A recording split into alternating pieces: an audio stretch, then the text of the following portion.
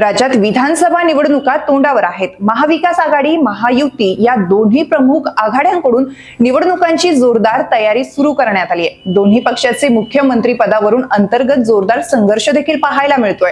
आपल्या पक्षाला मुख्यमंत्री पद मिळावं यासाठी प्रत्येक पक्ष धडधापड करताना दिसतोय। महाराष्ट्र सारख्या बड्या राज्यात मुख्यमंत्री व्हायला कोणत्या नेत्याला नको वाटेल।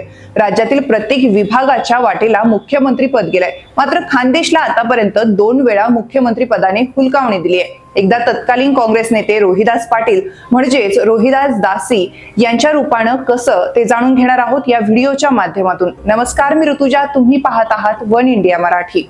खऱ्या अर्थाने रोहिदास पाटलांची राजकीय कारकीर्द 1972 पासून सुरू झाली। 1972 ला धुळे आणि जिल्हा परिषदेवर सदस्य म्हणून दाजी साहेब निवडून आले। त्यानंतर 1978 ते 2009 असे तब्बल 7 वेळा ते आमदार म्हणून निवडून आले। 1986 ते 1988 अशी 2 वर्ष ते राज्याचे महसूल मंत्री होते।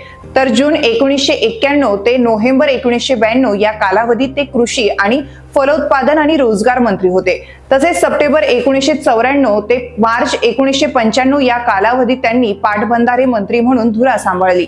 रोहिदास दाजी यांचा आवाका बघता त्यांना मुख्यमंत्री पद मिळणार अशा चर्चा रंगू लागल्या। 2009 साली काँग्रेस राष्ट्रवादी आघाडी सरकार आल्यास रोहिदास पाटील हेच मुख्यमंत्री होणार हे जळगावचं फिक्स झालं होतं। मात्र या विधानसभा निवडणुकीत दाजी यांचा घात झाला। काँग्रेसमधून शिवसेनेत गेलेल्या प्राध्यापक शरद पाटील यांनी धुळे ग्रामीण मतदारसंघातून निवडणूक लढवत या मातब्बर नेत्याचा पराभव केला आणि पहिल्यांदा खानदेशला मुख्यमंत्री पदाची हुलकावणी दिली गेली। खडसेंच्या रूपाने चालून आलेली संधी देखील हुकली। 2009 ते 2014 या 5 वर्षात राज्यासह देशभरात काँग्रेस आणि आघाडी विरोधात वातावरण तापलं। जनतेत तीव्र नाराजी पसरली गेली। भाजपसह एनडीएने नरेंद्र मोदींच्या नेतृत्वात देश पिंजून काढला आणि मोठ्या काळानंतर देशाला स्पष्ट बहुमत असलेलं सरकार मिळालं। भाजप स्वबळावर सत्तेत आल्याने भाजपचा आत्मविश्वास गगनाला भिडला।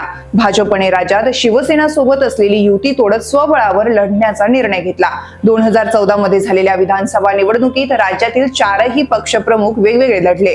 कोणालाही स्पष्ट बहुमत मिळालं नसल्याने भाजप राज्यातील सिंगल लार्जेस्ट पार्टी ठरली, तर शिवसेनेने चांगली मुसंडी मारली। राज्यात विरोधी पक्ष नेता म्हणून महत्वाची भूमिका बजावणारे एकनाथ खडसे यांच्या गळ्यात मुख्यमंत्री पदाची माळ पडेल असं दिसू लागलं। मात्र ऐनवेळी सूत्र फिरली आणि राज्यभरात देशात नरेंद्र आणि राज्यात देवेंद्र या घोषणा कानावर पडू लागल्या आणि आता आपणच मुख्यमंत्री होणार समजणाऱ्या एकनाथ खडसेंचा रातोरात गेम झाला आणि दुसऱ्यांदा खानदेशाला मुख्यमंत्री होता राहिलं। मुख्यमंत्री पद हुकलेल्या खडसेंना डझनभर मंत्रिपद मिळाली, मात्र मुख्यमंत्री पद हुकलं ते हुकलंच। रोहिदास दाजी आणि एकनाथराव खडसे या दोन्ही मातब्बर नेत्यांच्या रूपाने खानदेशचा मुख्यमंत्री पदाच्या हातातोंडाशी आलेला घास गेला तो गेलाच। अद्यापही खानदेश मुख्यमंत्री पदाच्या प्रतीक्षेतच आहे।